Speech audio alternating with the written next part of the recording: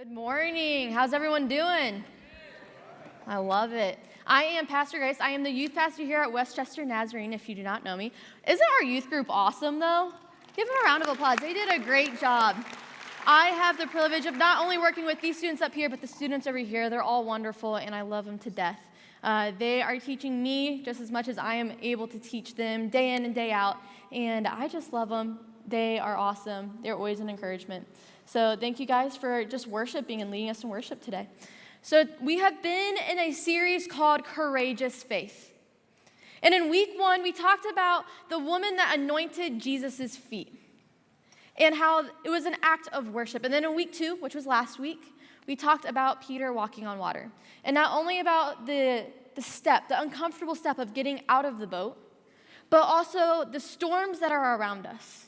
And how we often look at all those storms that are around us, but then we are called to focus on Jesus instead of the storms.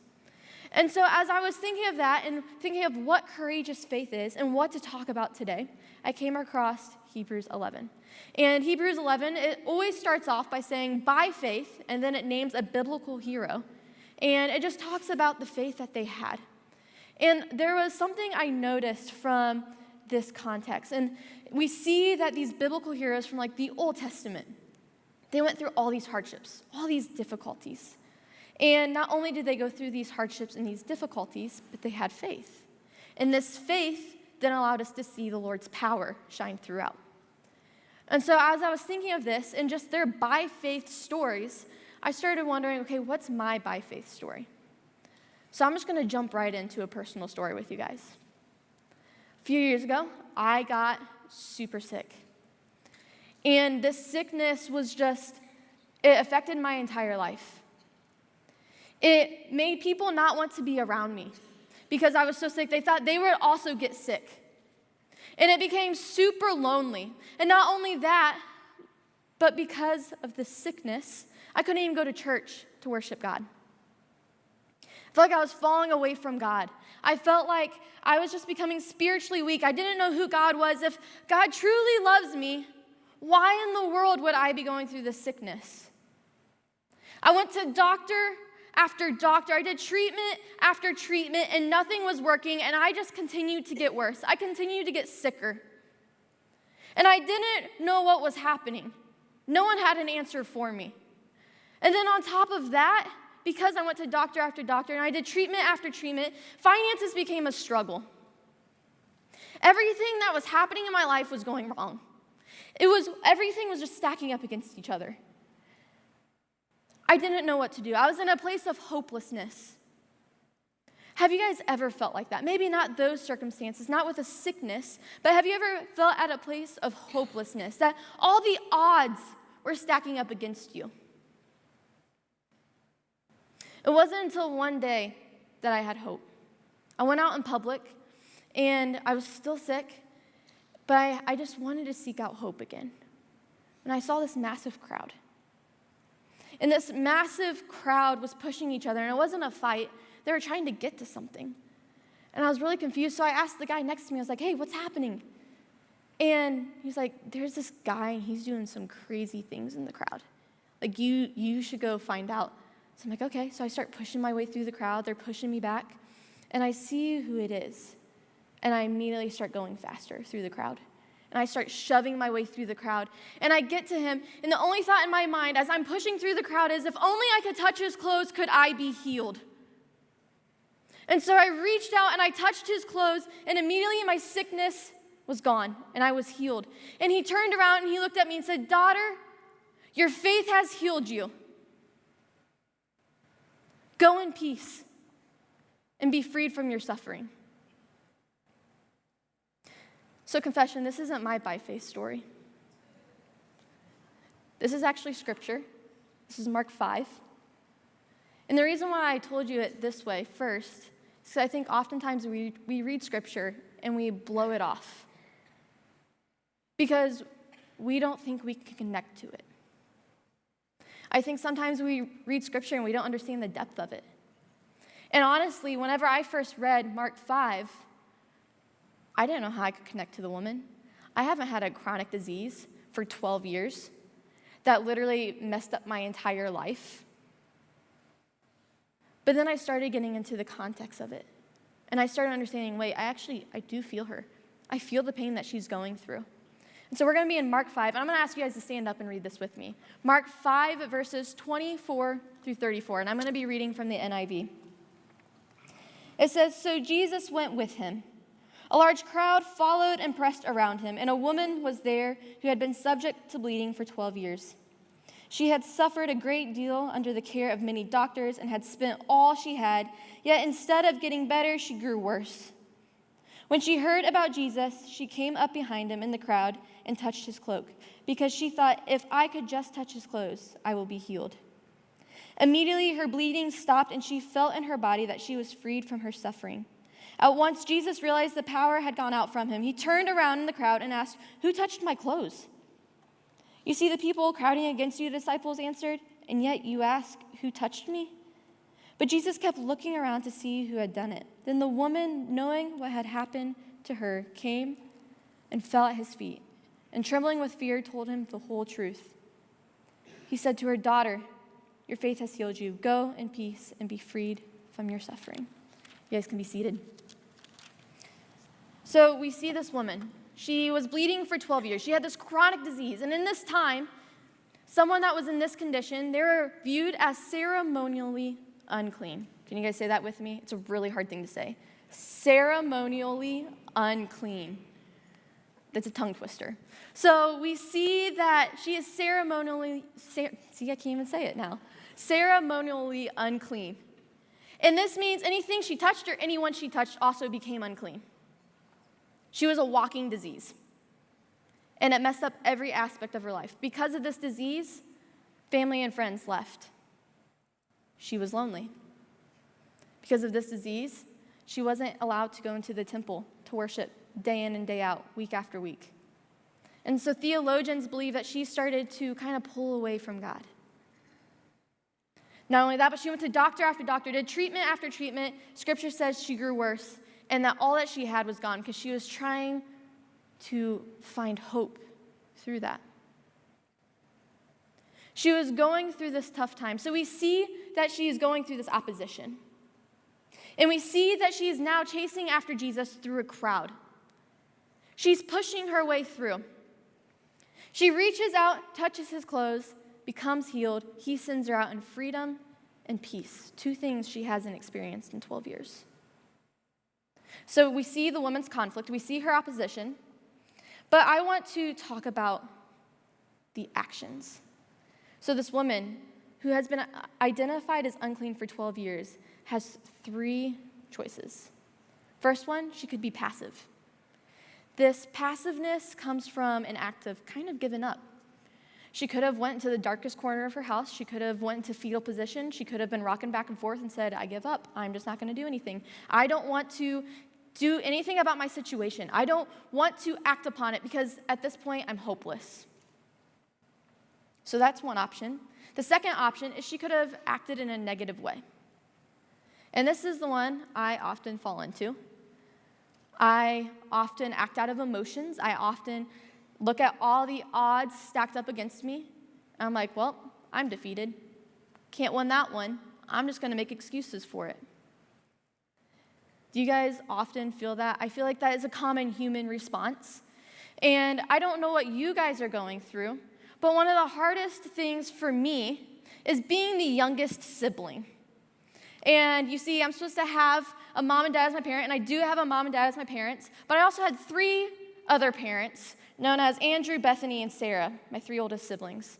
And they often acted as my parents, and it's the greatest hardship of all. Can anyone else feel me there? Yep, thank you. And so they would often tell me what I needed to do when mom and dad weren't around, and I hated it. I didn't want to be told what to do about my siblings. And so depending on who it was dependent on how I responded. If it was my oldest brother, I would talk back, and then he'd beat me up. And then if it was my sister that's closest to me in age, I would just tackle her because I knew she was weaker than me, and I could do that.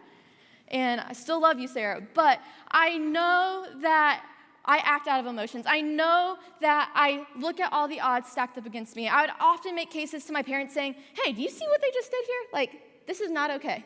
This is not okay at all. They should get in trouble. They should get grounded. I should be fine. I shouldn't be the one getting in trouble. Like, I would make these cases for myself and say, hey, this is not okay. I would act out of emotions. I would build up my cases. How often do we do that? Maybe for you, it's this relationship that was broken years ago that you just don't think can be mended. And you just feel like it's just been torn apart and there's no chance of ever getting it back. And maybe you are creating this case for yourself, saying this is why they should apologize to me.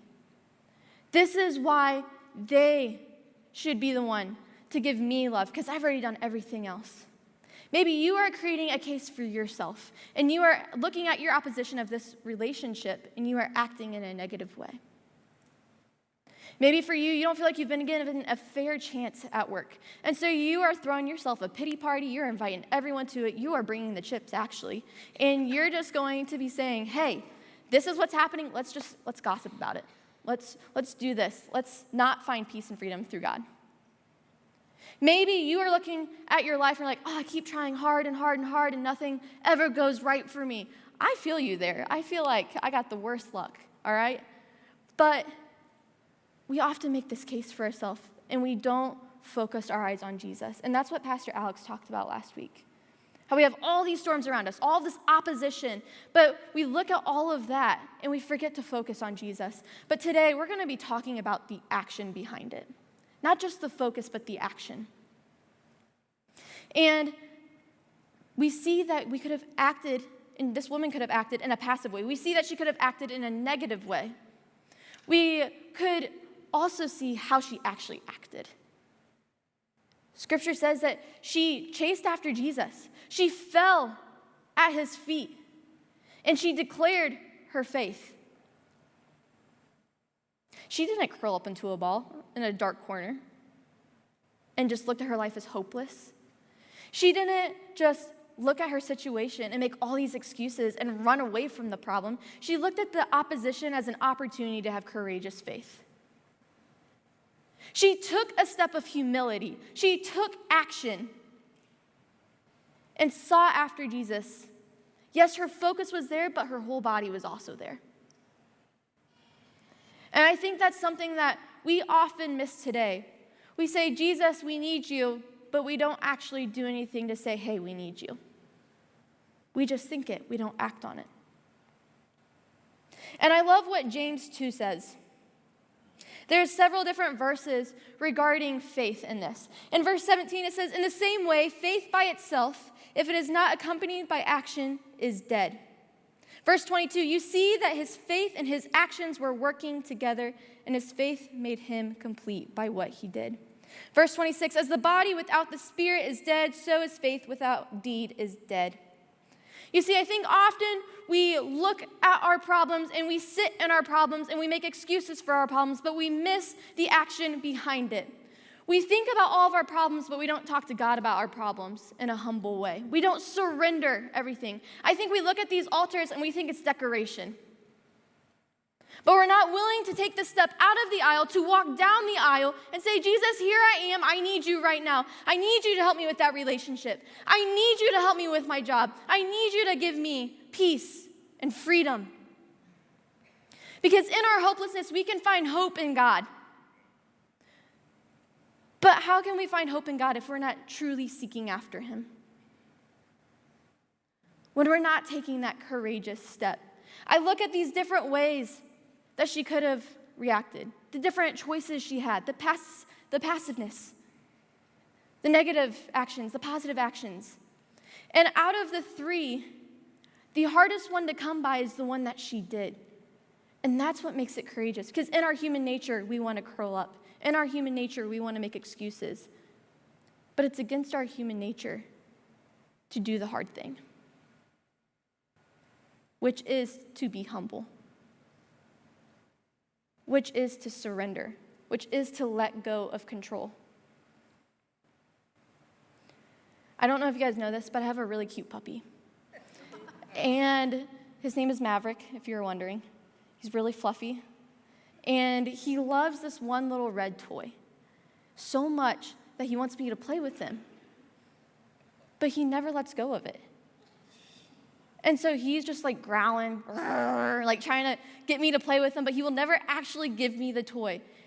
And then I say release, and he releases it, and as soon as he releases it, it drops my hand, and he picks it right back up. He doesn't even give me a chance to grab it.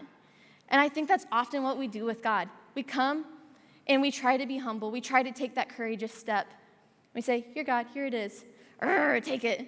And then all of a sudden, we pick it back up as soon as we release it. Courageous faith not only means chasing after him, it means dropping on our knees and fully surrendering and not picking it back up. It means handing over our hardships. It means taking the opposition as an opportunity to have that courageous faith. It's a hard one. I get it. It's difficult. And I don't know what your opposition is. It could be loneliness, like this woman. It could be the financial struggle. It could be hopelessness. It could be a relationship. It could be work. We all have our different battles, and I'm talking with the students about this right now in youth group. We all have our different battles, but it's how we respond to our battles that matter. It's how we act with our battles that matters. It's how we seek out Jesus and chase after him and humbly submit to him and say, Lord, I need you. That's what matters. And whenever we do that, we see Jesus respond. And we see Jesus responding to the sick woman. And I love how he starts off by saying daughter. Because this word daughter is just confirming her faith. Because her faith has now made her a child of God. She is now a daughter of the King. So he starts off by declaring her faith, not only through the word daughter, but also saying, your faith has healed you. So he's made that declaration with her. He's taken that step with her. But he goes on and says, go in peace and be freed from your suffering. Peace and suffering, two things that she has not experienced in 12 years because she's found her identity in her uncleanliness. We don't have to find our opposition in our identity. We don't have to look at this opposition as something that will tear us down. We don't have to look at our opposition as something that's an obstacle to meet Jesus. We can look at it as an opportunity. And she did, and she was able to seek peace. Now, this word peace, it's a Hebrew term. It's shalom. Can you guys say that with me? Shalom. And this means to be covered in wholeness. So not only was she given this peace, but she was covered in it. She was covered in wholeness that only can come from Jesus. And she was able to walk away that day with something she did not know anymore. Peace and freedom. So I want you guys to think about your own lives. We see she's a prime example for everything. All the opposition. We see her by faith story. She had the difficulty. She had the faith. And we see the Lord's power through it. But I want to think about your guys' life now. Think about it. What's your opposition? What's your difficulty? We all have them. Whether we want to admit it or not, we all got them. But how are you going to turn that into your by faith story? How are you going to turn that difficulty into a redemption story? By taking the courageous step of faith and acting. Not only acting, but submitting in humility. It might be a relationship. And I think often that's what our world finds anymore because we have so much disagreement. It might be a relationship, it might be work, it might be finances, it might be loneliness. It might even be anxiety. But whatever it is, God is so much bigger. And he can destroy that difficulty. But you have to trust him in it. You have to turn to him. We don't have to stay in our hopelessness. We don't have to be creating all these different things and making all these different excuses. We don't have to let the odds be stacked against us, but we can turn to God and say, Lord, here are the odds, but you are far greater. I have faith in you. I'm fully releasing control to you. Lord, please be with me. And worship team, you can start making your way up.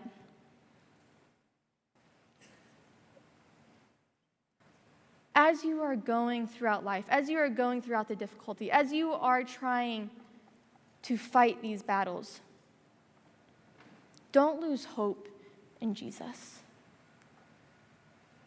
Because opposition doesn't just have to be difficulty. It can be an opportunity. And courageous faith requires the action.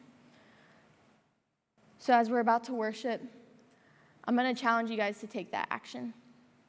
Don't look at these as just pieces of wood that's decorative. Take that courageous step. Step out of the aisle. Step into humility. Step with courageous faith and say, Lord, here I am. I need you. I can't do this without you. You are far greater. Give me the strength. Give me the love. Give me all that I need right now just so I can experience this shalom, this covering of peace, this covering of wholeness, this covering of strength. Lord, help me.